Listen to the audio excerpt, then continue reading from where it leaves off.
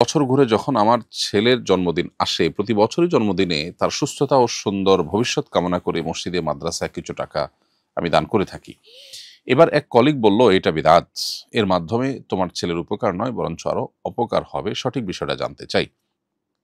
আ এর প্রশ্ন উত্তর হলো যে, জন্মদিবস উদযাপনের এই সংস্কৃতি মূলত পেগান এবং প্রকৃতি পূজারী থেকে এসেছে এবং এর সাথে তাদের ধর্মবিশ্বাসের একটা নিগূঢ় সম্পর্ক কিন্তু আছে। একজন মুসলমান হিসেবে আমরা এজন্য জন্মদিবসকে কোনোভাবে উদযাপন করতে পারি না। জন্মদিনকে কেন্দ্র করে এই যে আপনি মসজিদ মাদ্রাসা দান করছেন বা বিশেষ কিছু করছেন, এটাও এক প্রকারের উদযাপন এবং এটাও সেই দিবসটাকে প্রমোট করার নামান্তর। আপনি মৌলিকভাবে আপনার সন্তানের কল্যাণ কামনা করে আল্লাহর কাছে দান সাদাকা করতে পারেন। সেটার জন্য আপনাকে বিশেষভাবে আ আপনার জন্মদিবসকেই কেন বেছে নিতে হবে? সারা বছরই আপনি দান করতে পারেন। যদি এমন হয় যে জন্মদিবসের দানটা আপনার কাকতালীয়, অর্থাৎ আ আপনি সপ্তাহ নির্দিষ্ট দিনে দান করে থাকেন, সেটা কাকতালীয়ভাবে জন্মদিবসে পড়ে গেছে অথবা প্রতিদিন দেন সেই হিসাবে জন্মদিবসেও দিয়েছেন, তাতে অসুবিধা নেই। কিন্তু যদি জন্মদিবসকে কেন্দ্র করে দেন, তাহলে জন্মদিবসকে আপনি বিশেষভাবে উদযাপন করছেন এবং আ এই যে উদযাপন সেটাও তো আ অমুসলিমদের সাথে সাদৃশ্য গ্রহণ। নবী সাল্লাল্লাহু আলাইহি ওয়াসাল্লাম পরিষ্কারভাবে আমাদেরকে বলেছেন, "মান তাশাব্বাহা বিকওমিন ফাহুয়া মিনহুম।" যে ব্যক্তি কোন সম্প্রদায়ের মানুষের সাদৃশ্য গ্রহণ করবে বা কারোর মত হওয়ার চেষ্টা করবে, সে কিন্তু তাদের অন্তর্ভুক্ত হয়ে যাবে। এজন্য এটা আপনার জন্য জায়েজ হবে না। তবে আপনার কলিগ যেটা বলেছেন বেদাত, এখানে বেদাত হওয়ার ইস্যু নেই। কারণ আ বেদাত আসলে কোনো ভালো কাজ কেউ যখন করে, কোরআন হাদিসে যেটা নেই সেটাকে সওয়াবের আশা যদি করে, আপনি নিশ্চয়ই জন্মদিবসে দান করলে সওয়াব হয় আলাদা, এরকম কোনো বিশ্বাস থেকে করেন না। যার কারণে বেদাতের সংজ্ঞাটা এখানে ফিট হবে না। বরং এটি নাজায়েজ এবং গুনাহের কাজ, যেটা আ আমাদের পরিহার করা উচিত। এরপরের প্রশ্ন হলো, সুদানে নির্মম গণহত্যা চলছে। প্রাণভয়ে বাড়ি ছেড়ে ঘর ছেড়ে হাজার, হাজার মানুষ পালিয়ে যাচ্ছে। মানবাধিকার সংস্থা কিংবা মুসলিম বিশ্বেরও কোনো কার্যকরী পদক্ষেপ তেমন চোখে পড়েনি। দেশে এত বড় মানবিক বিপর্যয়ে মুসলিম বিশ্বের কি কিছুই করার নেই? আপনি কি মনে করেন? খুবই দুর্ভাগ্যজনক একটি বাস্তবতা। সেটি হলো, আজ আমরা গোটা বিশ্বের মুসলমানরা আমাদের আইডেন্টিটি ক্রাইসিসে ভুগছি। আমরা আমাদের আত্মপরিচয় হারিয়ে ফেলেছি। আমরা নিজেদের পরিচয়কে নির্দিষ্ট ভূখণ্ডের সাথে পরিচিত করিয়েছি এবং ওর মধ্যে সীমাবদ্ধ করে ফেলেছি। ধরুন আজকে কোনো মুসলিম দেশ, সৌদি আরব অথবা অন্য কোনো প্রভাবশালী মুসলিম দেশ, সেই দেশের কোনো একটা অঞ্চলে যদি এরকম ঘটনা ঘটতো, সেখানে যদি এরকম মানুষের উপরে আপনার জুলুম, নির্যাতন, স্টিমরোলার চলতো, সেখানে যদি এরকম হানাহানি হতো, তাহলে সেটার জন্য সে দেশটা কতটা মাথা ব্যথা করতো এবং সেটা থামানোর জন্য কত রকমের উদ্যোগ নিত। কিন্তু আজ জিনিসটা যেহেতু আরেক দেশে ঘটছে, সেজন্য সারা বিশ্বের বিভিন্ন দেশ বা ভূখণ্ড ভিত্তিক জাতীয়তাবাদের যে আপনার চক্কর, এই চক্রের মধ্যে থাকা মুসলমানরা আমরা মনে করছি যে আমরা তো সেফ আছি, এটা তো তারা বিপদগ্রস্ত। এই যে আমার দেশের হলে আমি একরকম ভাবতাম, একটু অন্য দেশের হওয়াতেই মানে শুধুমাত্র বর্ডারটা আছে সেজন্যই আমি তাদেরকে ভিন্ন কিছু ভাবছি। এটা হলো আমাদের যে আইডেন্টিটি পরিবর্তন করে দিয়েছে গ্লোবালাইজেশনের নামে পশ্চিমারা, সেটার আ একটা উজ্জ্বল উদাহরণ এটি। অতএব মুসলিম বিশ্বের আ মানুষজন আমরা যারা আছি, আমাদের নেতৃবৃন্দ যারা আছেন, তারা যে এখানে আ চরমভাবে ব্যর্থ এবং তারা যে সত্যিকার অর্থে বলতে গেলে শুধু ব্যর্থই নয়, বরং তারা চেষ্টাই করেনি। সফলতা ব্যর্থতা তো পরের কথা। এবং তারা আল্লাহ তাআলার কাছে আসামি এবং আমরা সবাই আল্লাহ তাআলার কাছে এর জন্য কম বেশি জবাব দিতে হবে এবং প্রশ্নের মুখোমুখি আমরা হব। এর পাশাপাশি আ আরেকটা বিষয় আমাদের মাথায় রাখতে হবে, সেটি হলো যে সেখানে অর্থাৎ আফ্রিকার দেশগুলোতে কিন্তু আ আপনার পশ্চিমা বিশ্বের মোড়ল রাষ্ট্রগুলোর আ প্রচুর পরিমাণ কার্যক্রম আছে। আমরা জানি জাতিসংঘের তরফ থেকে আপনার আ সেখানে যে শান্তিরক্ষা মিশনের নামে পৃথিবীর বিভিন্ন দেশ থেকে যে সেনাবাহিনী এবং পুলিশ, আইনশৃঙ্খলা রক্ষাকারী বাহিনীর সদস্য এবং অফিসারদেরকে সেখানে নেওয়া হয়। কিসের জন্য? শান্তি রক্ষার জন্য। সেখানে কোন শান্তিটা তারা রক্ষা করেন? তাদের যে সমস্ত লুটপাট হয়ে থাকে আফ্রিকা থেকে, সেই লুটপাটে যারা বাধা দেয়, তাদের বিরুদ্ধে লড়াই করার মধ্য দিয়ে তারা তথাকথিত শান্তি রক্ষার মিশন পরিচালনা করে থাকেন। সত্যিকারের শান্তি রক্ষা তো তখনই হবে যখন সুদানের এরকম তাদের যে গৃহযুদ্ধ, ক্ষমতার দ্বন্দ্ব, সেটিকে সেটির ফলে যে সাধারণ মানুষকে গণহারে হত্যা করা হচ্ছে, এটিকে থামাবার জন্য যদি কোনো কার্যকর উদ্যোগ নেওয়া হয়। দুর্ভাগ্যজনকভাবে সেরকম উদ্যোগ নেওয়ার কোনো ন্যূনতম কোনো প্রচেষ্টাও তাদের চোখে পড়েনি। এরপরও আজকের এই পৃথিবীর তথাকথিত সভ্য দুনিয়ার আসল অসভ্য রূপ এবং মুখে ভালো ভালো কথা বলা আর বাস্তবে শুধুই লুটতরাজ করা এবং নিজেদের ক্ষমতা পাকাপোক্ত করা, সাম্রাজ্যবাদকে বিস্তার করা, এছাড়া অন্য কোনো টার্গেট যে তাদের নেই, সেটি দিনের আলোমতো পরিষ্কার। কিন্তু আমরা এরপরও অনেকে বুঝতে পারছি না। এটি দুর্ভাগ্যজনক একটি বাস্তবতা। আমরা দোয়া করি আল্লাহ রব্বুল আলামিন সুদানের মানুষের কষ্ট দূর করে দিন এবং আহ, তাদের কষ্ট দূর করবার জন্য একজন মুসলিম হিসেবে আমাদের যে ন্যূনতম দায়িত্ব আছে, সেই দায়িত্বটুকু আল্লাহ আমাদেরকে পালন করবার তৌফিক দান করুন। আমাদের বাসা 6 তলা বিল্ডিং, নিচতলা মসজিদ, দ্বিতীয় তলায় আমরা থাকি। চাইলে কি আমরা বাসা থেকে জামাতে শরিক হতে পারবো? উত্তর হলো যে একটা ভবনের যদি বেশ কয়েকটা ফ্লোর মসজিদ হয়, তাহলে এই সবগুলো মিলে একটা জায়গা হিসাবে ধর্তব্য হয়। ধরুন একটা মসজিদের 3টা ফ্লোর আছে, ground floor, first floor, second floor. এই 3টা ফ্লোরের যে কোনো ফ্লোরে দাঁড়ালেই সেটি মসজিদে দাঁড়ানো হিসাবে বিবেচিত হবে, কারণ 3টা মিলে একটা হিসাবে গণ্য হবে, কারণ 3টাই মূলত মসজিদ।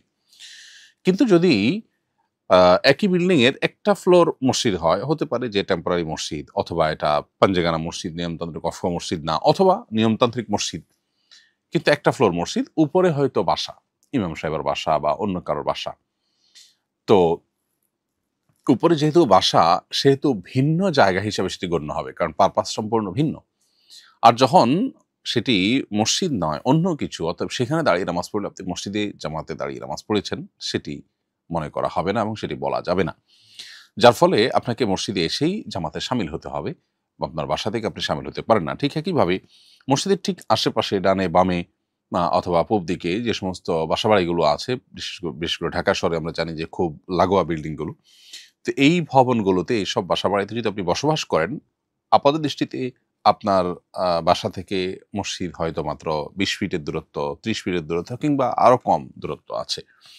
তো আপনি এখানে কাতার বরাবর দাঁড়িয়ে আপনার বাসা থেকে যদি নামাজে শামিল হন, আপনার নামাজ হবে না, কারণ আপনি ভিন্ন একটি ভবনে আছেন, ভিন্ন একটি জায়গায় আছেন, যেটি মসজিদ নয়। একই জায়গায় দাঁড়িয়ে যদি আপনি জামাতে শামিল হন, সেটি বিশুদ্ধ হবে ইক্তেদা। আর যদি জায়গা ভিন্ন হয়ে যায়, ইমাম সাহেব এক জায়গায়, আপনি আরেক জায়গায়, ইমাম সাহেব মসজিদে আছেন, আপনি আরেকটা ভবনে আছেন, তাহলে সেক্ষেত্রে সেটা কিন্তু ইক্তেদা বিশুদ্ধ হওয়ার জন্য যথেষ্ট নয়। এখানে যে ইত্তেসাল বা কাতারের যে সম্মিলন থাকা দরকার, এটি সেখানে থাকছে না, বরং গ্যাপ হয়ে যাচ্ছে। বিধায় এরকম করা আপনার জায়েজ হবে না। হ্যাঁ, মসজিদের পূব পাশে রাস্তা অংশে মানুষ দাঁড়ায়, এটা হলো মসজিদ থেকে বের হয়েও মানুষ বাহির পর্যন্ত চলে আসে, যখন এটা ওভারফ্লো হয়ে যায়। ওভারফ্লোর ফলে যেটা হয়ে যায়, সেটা কিন্তু মসজিদের মধ্যেই গণ্য হবে, জামাতের মধ্যে গণ্য হবে। কিন্তু যখন ভিন্ন ভবন থাকে, তখন সেটা কোনোভাবে ওভারফ্লো হয়ে ওখানে গেছে এবং ওইটা কানেকশন আছে সেরকমটি বলা যাচ্ছে না, কিন্তু রাস্তা যারা দাঁড়ায় তাদের সাথে মসজিদের সাথে কানেকশন থাকে প্রত্যক্ষভাবেই। অতএব আপনি মসজিদে এসেই জামাতে শামিল হতে হবে। আবুল কালাম আজাদ লিখেছেন, আমার স্ত্রী মাসিক চলাকালীন অর্থাৎ নাপাক অবস্থায় মারা গেছেন। এ নিয়ে আমার খুব দুশ্চিন্তা কাজ করে। নাপাক অবস্থায় কারো মৃত্যু হলে সেটা কি খারাপ? তার শেষটা ভালো হলো না, বিষয়টা কি এমন? ভাই আবুল কালাম আজাদ, আপনার প্রশ্ন উত্তর হলো যে ঋতুস্রাব হওয়া এটা কোনো খারাপ বিষয় নয়। আপনার স্ত্রী যে অবস্থায় মারা গেছেন, সেটি খারাপ অবস্থায় মারা গেছেন এমন নয়। কেউ যদি পাপে লিপ্ত অবস্থায়, কোনো গুনাহে লিপ্ত অবস্থায়, কোনো অন্যায় লিপ্ত অবস্থায় মারা যান, তাহলে সেটা খারাপ। আপনার স্ত্রী যে অবস্থায় মারা গেছেন, সেটি কোনো অন্যায় নয়, সেটা কোনো অপরাধ নয়, অতএব এটার জন্য আপনার খারাপ লাগা কাজ করবে কেন? এটা যেহেতু সাধারণ বিষয়, স্বাভাবিক বিষয়, আল্লাহ তাআলা প্রদত্ত বিষয় এবং আল্লাহ কর্তৃক অবধারিত বিষয়, বিধায় এই অবস্থার মৃত্যু আপনার জন্য মূলত কোনো খারাপ কোনো মৃত্যু হিসেবে বিবেচিত হবে না। অতএব দেখার বিষয় হলো তিনি ঈমানদার অবস্থায় মারা গেছেন কিনা, অর্থাৎ যখন তার মৃত্যু হয়েছে তখন তিনি তার শেষ অবস্থায় ঈমানদার ছিল কিনা। যদি শেষ অবস্থায় ঈমান থাকে এবং ঈমানদার অবস্থায় মৃত্যুবরণ করে থাকেন, তাহলে ইনশাআল্লাহ বিইذনিল্লাহ তার এই মৃত্যুকে খারাপ মৃত্যু বলবার কোনো কারণ নেই। এরপরে প্রশ্ন হলো, আমার স্বামী গরুর ব্যবসা করেন, তিনি মালিকের কাছ থেকে চুক্তিভিত্তিক গরু নিয়ে আসেন, পরে বিক্রি করে মালিকের টাকা পরিশোধ করে দেন। এই সময়ের মধ্যে যদি গরুটি গাভী হয়, তাহলে আমরা দুধ দহন করে তা বিক্রি করি, নিজেরাও খাই। আর যদি ষাঁড় হয়, তাহলে অন্যান্য সুবিধাগুলো ভোগ করে থাকি। বিক্রি করার এই সময়ের মধ্যে আহ, কি এ ধরনের ফায়দা ভোগ করা আমাদের জন্য জায়েজ হচ্ছে? উত্তর হলো যে আপনার স্বামী মূল মালিক থেকে ক্রয় করে আনেন, এরকম যদি হয় তাহলে সেক্ষেত্রে আপনার স্বামী গরুর মালিক হয়ে যাবেন এবং সেক্ষেত্রে তার জন্য এগুলো জায়েজ আছে। অর্থাৎ গরু থেকে গরুর দুধ দোয়া বা এই টাইপের যত সুবিধা আছে সেটা ভোগ করা আপনার জন্য জায়েজ আছে। আর যদি আ সম্পূর্ণ ক্রয় বিক্রয় সম্পন্ন না হয়, এমন হতে পারে যে ক্রয় বিক্রয় সম্পন্ন হয়েছে। আ উম আপনার মূল্য তিনি পরে পরিশোধ করবেন, বাকিতে কিনেছেন। এরকম যদি হয় তাহলে তার জন্য তো এই গরুর দুধ দহন করা এবং গরু দ্বারা অন্যান্য বেনিফিট নেওয়া জায়েজ আছে। ব্যাপারটা যদি সেরকম না হয়, বরং বিক্রিটাই পূর্ণাঙ্গ না হয়, ঝুলন্ত থাকে, তাহলে সেক্ষেত্রে আপনার স্বামীর জন্য এটা ভোগ করা জায়েজ হবে না। এরপর প্রশ্ন হলো, আমি স্থানীয় একটা বেসরকারি কলেজের সভাপতি ছিলাম। সভাপতি নির্বাচিত হওয়ার পর আমি ছাত্র স্টাফদের কলেজের উন্নয়নমূলক বেশ কিছু প্রতিশ্রুতি দিয়েছিলাম। কিন্তু বাস্তবে আমার সীমিত সক্ষমতা অন্যান্য কমিটির পর্যাপ্ত সহযোগিতা না পাওয়ায় সেসব প্রতিশ্রুতি অল্প সম্পন্ন করতে পেরেছি। এতে কি আমি প্রতিশ্রুতি ভঙ্গ করার গুনাহগার হব? ছাত্র স্টাফদের কাছে দায়বদ্ধ থাকব? কমিটি ও কলেজ প্রশাসনিক আ সহায়তা না থাকলেও কি আমার ব্যক্তিগত জায়গা থেকে হলেও প্রতিশ্রুতি পূরণ করা জরুরি ছিল? খুবই গুরুত্বপূর্ণ প্রশ্ন। বিভিন্ন নির্বাচনকে ঘিরে নানা রকমের প্রতিশ্রুতি দিয়ে থাকেন নির্বাচনের ক্যান্ডিডেটরা। তাদের মনে রাখতে হবে যে, যেই প্রতিশ্রুতি তিনি রক্ষা করতে পারবেন না তিনি জানেন, সেরকম প্রতিশ্রুতি দেওয়া প্রতারণার শামিল এবং গুনাহের শামিল। অতএব সেরকম প্রতিশ্রুতি দেওয়ার কারণে আল্লাহর কাছে আপনি অপরাধী হবেন এবং আপনি প্রতারক হিসেবে আল্লাহ তাআলার কাছে গুনাহগার হিসেবে বিবেচিত হবেন। আর যে সমস্ত প্রতিশ্রুতিগুলো আপনার দ্বারায় পূরণযোগ্য এবং আপনার সদিচ্ছাও আছে আপনি করবেন, কিন্তু কোনো কারণে আপনি সেটি করতে পারলেন না, তাহলে সেক্ষেত্রে আল্লাহ তাআলার কাছে আপনি দায়ী থাকবেন না আশা করা যায় এবং আল্লাহ তাআলার কাছে আপনি গুনাহগার হিসেবে পরিগণিত হবেন না। কারণ লা ইউকাল্লিফুল্লাহু নাফসান ইল্লা উসআহা। মানুষ ভালো কাজের প্রতিশ্রুতি করেছে কিন্তু সেটা করতে পারল না। এজন্য তার দায় থাকবে না। বিশেষ করে যখন সহকর্মী বা সংশ্লিষ্টরা আপনার সহযোগিতা করেনি, তার ফলশ্রুতিতে আপনি আ আপনি এই পরিস্থিতির মধ্যে পড়েছেন, তাহলে তার দায় আপনার উপরে বর্তাবে না। কারণ আল্লাহ তাআলা কোরআনে কারিমে একাধিক জায়গায় বলেছেন, আল্লাহ তাজিরু ওয়াজরাতুন উযরা উখরা, কোন পাপের বোঝা যিনি পাপী তিনি ছাড়া অন্য কেউ বহন করবেন না। অতএব যারা আপনার ভালো কাজে সহযোগিতা করেনি, প্রত্যক্ষভাবে আপনার অসহযোগিতা করেছে, তার দায় তাদের, তার দায় আপনার উপরে আসবে না। তবে আ যেটা শুরুতে বলেছি যে, আপনার প্রতিশ্রুতি আ দিয়েছেন যে, তখন আপনার মানসিকতা যদি থাকে জাস্ট নির্বাচনী বৈতরণী পার হওয়া, তাহলে সেটা অবশ্যই গুনাহের বিষয় হবে। প্রাথমিক সঙ্গীত ও শরীরচর্চার শিক্ষক নিয়োগ দেওয়ার সিদ্ধান্ত বাতিল করেছে সরকার। এ ব্যাপারে আপনার প্রতিক্রিয়া কি? আপনি নিজেও তো সঙ্গীত শিক্ষক নিয়োগের প্রজ্ঞাপন জারির বিরোধিতা করেছিলেন। প্রথম কথা হলো যে, এটার জন্য সংশ্লিষ্টদেরকে আমরা অবশ্যই ধন্যবাদ জানাই। কারণ এতে গণ আকাঙ্ক্ষার প্রতিফলন ঘটেছে বলে আমরা বিশ্বাস করি। এদেশে দীর্ঘদিন পর্যন্ত সাধারণ মানুষের চিন্তা, চেতনা, তাদের আদর্শ পরিপন্থী বিষয়গুলো তাদের উপর চাপিয়ে দেওয়া, খুবই সীমিত সংখ্যক মানুষের চিন্তা এবং দর্শনকে চাপিয়ে দেওয়ার একটা প্রচেষ্টা দীর্ঘদিন থেকে চলে আসছে। এদেশের প্রায় ৮০% এরও বেশি মানুষ, আমাদের ধারণা মতে, তাদের সন্তানদেরকে নিজ গরজে, নিজ খরচে, নিজ উদ্যোগে ধর্মীয় শিক্ষা দিয়ে থাকেন। এখান থেকে কিন্তু মানুষের আকাঙ্ক্ষা এবং প্রত্যাশা পরিষ্কার যে মানুষ ধর্মীয় শিক্ষা দিতে চায়। কিন্তু প্রাথমিকে ধর্মীয় শিক্ষক নিয়োগ দেয়নি সরকার, কোনো সরকারই দেয়নি। যে জিনিসটি জনগণ চাচ্ছে দিনের আলোর মতো পরিষ্কার, সেটি আপনি করছেন না। যে জিনিসটি জনগণ চাচ্ছে না সেটার প্রমাণ কি? সেটার প্রমাণ হলো যে, এদেশের কত পার্সেন্ট মানুষ নিজের সন্তানকে গান শিক্ষা দেওয়ার জন্য নিজস্ব উদ্যোগ নেন? কয়জন মানুষ? অভিভাবকদের মধ্যে পার্সেন্টেজে আমরা কি 1% ও আনতে পারবো? তার মানে কি দাঁড়ালো? যে সন্তানকে গান শেখানো হোক স্কুলে, এটা এদেশের বেশিরভাগ মানুষ চায় না। তাদের অ্যাপ্রোচ থেকে বোঝা যায় পরিষ্কার। তারপরও আপনি সেটা চাপিয়ে দিচ্ছেন। অথচ অন্যান্য সাধারণ সাবজেক্টগুলো পড়ানোর জন্য পর্যাপ্ত শিক্ষকের ঘাটতি আছে দেশে। এবং যার ফলশ্রুতিতে এখনো পর্যন্ত প্রাথমিকে আপনার প্রচুর পরিমাণ শিক্ষক নেয়া দরকার। বিশেষভাবে আপনার একেবারে সাধারণ যে সাবজেক্টগুলো আছে সেগুলোতেই। সেগুলো না করে আপনি বরং যেটা জনগণের কোনো প্রত্যাশা নেই, আকাঙ্ক্ষা নাই, কোনো ডিমান্ড নাই, আ একেবারেই বাম ঘেঁষা এবং আপনার জনগণ থেকে বিচ্ছিন্ন যে মানুষগুলো, তাদের কিছু মানুষের আর্গুমেন্ট থাকে যারা পশ্চিমাদের বিভিন্ন এজেন্ডা বাস্তবায়ন করার জন্য কাজ করে থাকে, সেটাকে বাস্তবায়ন করার জন্য যারা এরকম উদ্যোগ গ্রহণ করেছে, সরকার উচিত তাদেরকে বিচারের আওতায় আনা, তাদেরকে জিজ্ঞাসাবাদের মুখোমুখি করা, কেন তারা এটা করেছে, কার কাছ থেকে কত টাকা খেয়ে তারা এটা করেছে, সেটি বরং বের করা দরকার। তবে সরকার যেটুকু করেছে সেটুকু অবশ্যই আমরা সরকারকে ধন্যবাদ জানাই। অতএব গণ আকাঙ্ক্ষার পরিপন্থী কোনো বিষয় চাপিয়ে দেওয়া এটা কখনোই ন্যায্য হতে পারে না। এই অন্যায্য কাজটা এদেশে দীর্ঘদিন থেকে চলে আসছে। এক্ষেত্রেও সেটি করার চেষ্টা করা হয়েছিল দুর্ভাগ্যজনকভাবে। তো সেটি যে আপাত দৃষ্টিতে আলহামদুলিল্লাহ বন্ধ হয়েছে, সেটি একটি সান্ত্বনার বিষয়। আমরা দোয়া করি আল্লাহ তাআলা আমাদের এই প্রিয় মাতৃভূমিকে নিয়ে যে পশ্চিমাদের ষড়যন্ত্র আছে, সেটা থেকে আল্লাহ তাআলা আমাদেরকে হেফাজত থাকার তৌফিক দান করুন। এর পরের প্রশ্ন হলো, গত পরশু স্বামী-স্ত্রী আমরা দুজনেই একসঙ্গে হিন্দু থেকে মুসলমান হয়েছি। আমাদের কি এখন দুজনের আবার নতুন করে বিয়ে করতে হবে? উত্তর হলো যে, স্বামী-স্ত্রী উভয়ে যদি অমুসলিম থাকেন, এরপর যদি তারা উভয়ে ইসলাম গ্রহণ করেন, তাহলে সেক্ষেত্রে তাদের নতুন করে বিবাহ আর করার দরকার নেই।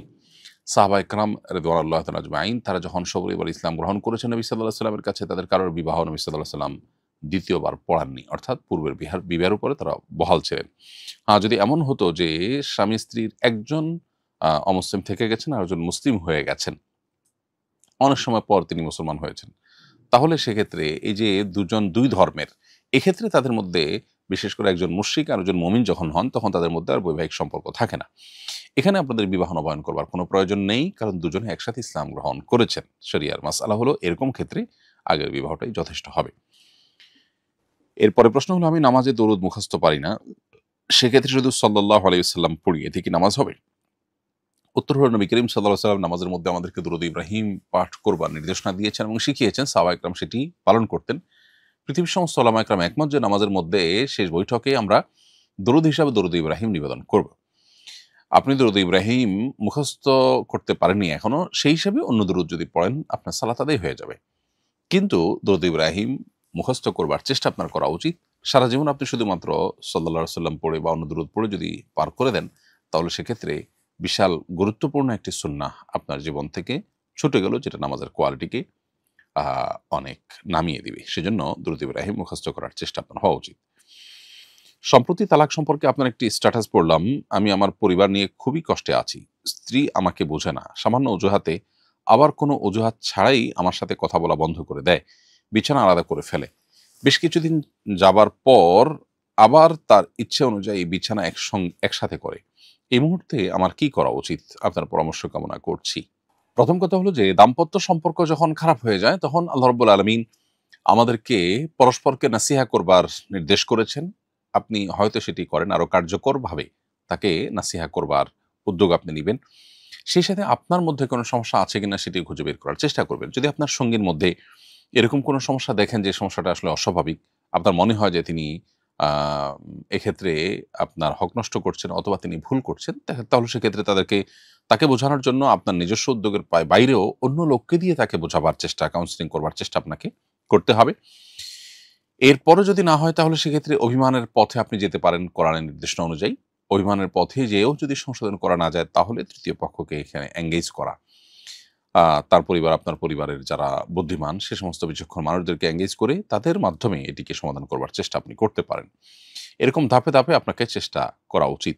একান্ত যদি মনে হয় যে না, সমস্যা দিন দিন বেড়ে চলেছে, তাহলে সেক্ষেত্রে একসাথে থাকলে যদি আল্লাহর বিধান লঙ্ঘন হওয়ার উপক্রম হয়, গুনাহে লিপ্ত হওয়ার উপক্রম হয়, তাহলে সেক্ষেত্রে আপনার তালাকের চিন্তা আপনি করতে পারেন এবং সেক্ষেত্রে শরিয়া যেভাবে বলেছে সেই পলিসিতে আপনাকে অগ্রসর হতে হবে যদি দরকার হয়। তবে আপনার যেটুকু বর্ণনা পড়লাম, তাতে মনে হয় না যে বিষয়টা এত জটিল।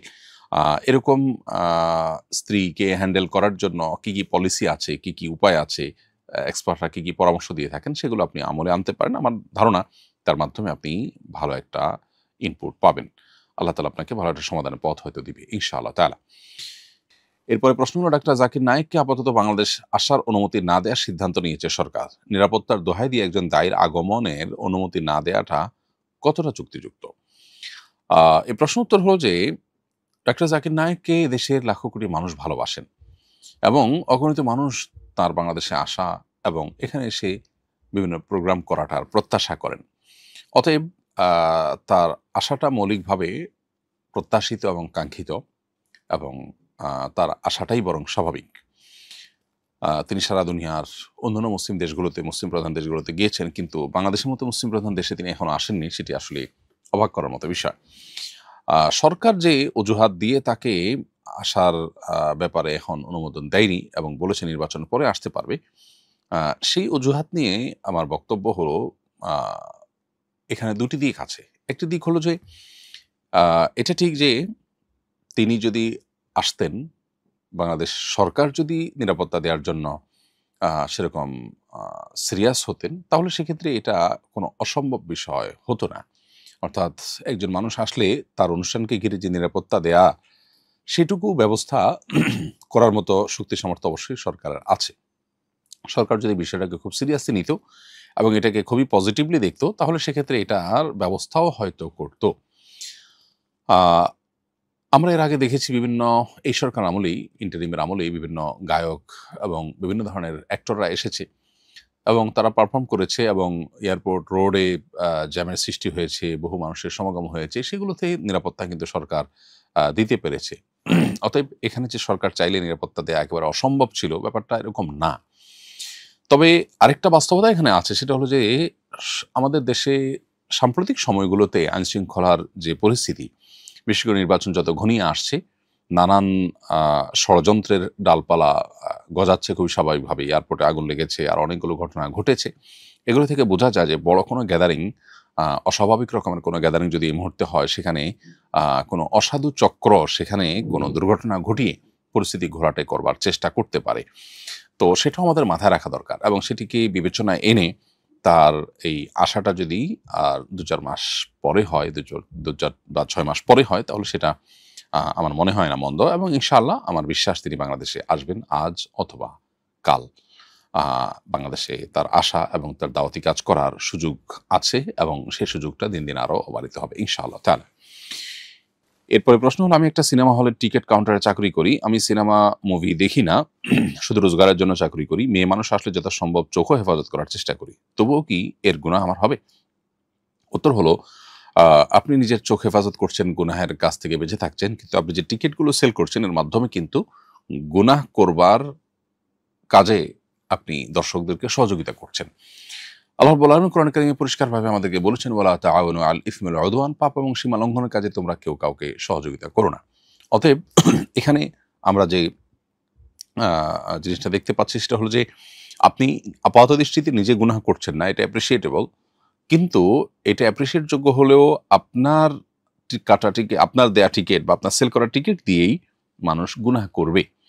তো এই কাজ অন্য কেউ হয়তো করবে, সে দায়ী হবে। আপনি নিজে এই দায়টা আপনার কাঁধে নেওয়ার কোনো যৌক্তিকতা থাকতে পারে না, কোনো কারণ থাকতে পারে না। সেজন্য আপনার উচিত হবে এর বিকল্প কোনো উপার্জনের উপায় বের করা এবং অন্য কোনো চাকরিতে যাওয়া। এরপরে প্রশ্ন হলো, আমার ৬ মেয়ে, একটি ছেলের আশায় আবারও সন্তান গ্রহণ করি, কিন্তু স্বামী বলে তুই একটা অলক্ষী, তোর ছেলে হবে না। তাই সে আমার ৪ মাসের গর্ভ নষ্ট করতে বাধ্য করে এবং বাড়ি থেকে বের করে দেয়। আপনার কাছে আমার দুটি প্রশ্ন। এক, সন্তান ছেলে কিংবা মেয়ে হওয়ার ক্ষেত্রে মায়ের কোনো ভূমিকা আছে কিনা? ২, গর্ভ নষ্ট করে ফেললে কি মানুষ হত্যার গুনাহ হবে? প্রিয় বোন, আপনার প্রশ্নের উত্তর হলো যে ছেলে মেয়ে হওয়ার ক্ষেত্রে আসলে মানুষের হাত নেই। আল্লাহ রাব্বুল আলামিন কোরআনে কারিমে বলেছেন, ইয়াহাবু লিমান ইয়াশাউ ইনাসা ওয়া ইয়াহাবু লিমান ইয়াশাউ যুকুর আও ইউযাওযিজুহুম যুকরানা ওয়া ইনাসা ওয়া ইয়াজআলু মান ইয়াশাউ আকীমা। আল্লাহ সুবহানাহু ওয়া তাআলা বলেছেন, আল্লাহ যাকে ইচ্ছা তাকে কন্যা সন্তান দেন, যাকে ইচ্ছা তাকে পুত্র সন্তান দেন, যাকে ইচ্ছা তাকে উভয়টা দেন, যাকে ইচ্ছা তাকে কিছুই দেন না। এই আয়াতে পরিষ্কারভাবে আল্লাহ রাব্বুল আলামিন এই বিষয়টাকে আল্লাহ তাআলা আল্লাহর ইচ্ছার উপরে নির্ভরশীল বলে আমাদের জানিয়েছেন। অতএব সন্তান মেয়ে হওয়া কিংবা ছেলে হওয়ার ক্ষেত্রে আসলে মায়ের কোনো ভূমিকা, এমনকি বাবার কোনো ভূমিকা সেভাবে নেই। অতএব আপনার স্বামী আপনাকে যে অভিযোগ দিচ্ছেন সেটি অহেতুক, অমূলক এবং অন্যায় অভিযোগ, এবং তিনি আপনার প্রতি যে আচরণ করেছেন আপনার বর্ণনা অনুযায়ী এটুকু যদি সত্য হয়ে থাকে, তাহলে অবশ্যই তিনি আপনার প্রতি অবিচার করছেন, অন্যায় করছেন এবং আল্লাহর কাছে তিনি দায়ী থাকবেন। এবং এই অন্যায়ের থেকে যেন তিনি তওবা করতে পারেন, আল্লাহ তাকে সেই তৌফিক নসিব করুন। আপনাকে আল্লাহ তাআলা আবার সুখের সংসার ফিরে পাওয়ার তৌফিক দান করুন, আমরা দোয়া করি। আর দ্বিতীয় আপনার যে প্রশ্ন, সেটা হলো যে গর্ভের সন্তান নষ্ট করার কারণে মানুষ হত্যার গুনাহ হবে কিনা। সন্তানের মধ্যে যখন প্রাণ সঞ্চারিত হয় গর্ভের সন্তানের মধ্যে, তখন সে সন্তান নষ্ট করা আর মানুষ হত্যা করা একই জিনিস। কারণ প্রাণ চলে আসার পর সে পূর্ণাঙ্গ প্রাণী বা মানুষ হিসাবে আপনার ভূষিত হয়, আখ্যায়িত হয়। ওই সময় সেই সন্তান নষ্ট করা, গর্ভস্থ সন্তান নষ্ট করা এটা ভয়াবহ ব্যাপার। অতএব 120 দিন আপনার বর্ণ অনুযায়ী হয়ে গেছে। এরকম অবস্থায় সন্তান নষ্ট করা অবশ্যই ভয়াবহ গুনহের ব্যাপার হয়েছে। এজন্য স্বামী যত জোরই করুক আপনার সেটা করা উচিত হয়নি। আপনার সাধ্যের শেষটুকুন দিয়ে আপনি লড়ে যাওয়া উচিত ছিল। সেটা আপনি কতটা করেছেন যদিও আমি জানি না। তারপরও আমি বলব আপনাকে, যদি এখানে আপনার নিজের আ অন্তত আ সেখান থেকে পালিয়ে গিয়ে হলেও এই গুনাহ থেকে বাঁচার সুযোগ থেকে থাকে আর সেটি আপনি গ্রহণ না করে থাকেন, তাহলে আল্লাহর কাছে আপনি এখন তওবা করবেন। কায়মুল বাক্যে ক্ষমা চাইবেন এবং আপনার স্বামী যে অপরাধ করেছে তার জন্য তিনি আল্লাহর কাছে অবশ্যই জবাবদিহিতার মুখোমুখি হবেন। এবং এ ধরনের গুনাহ থেকে আমাদের বেঁচে থাকার চেষ্টা সবারই করতে হবে।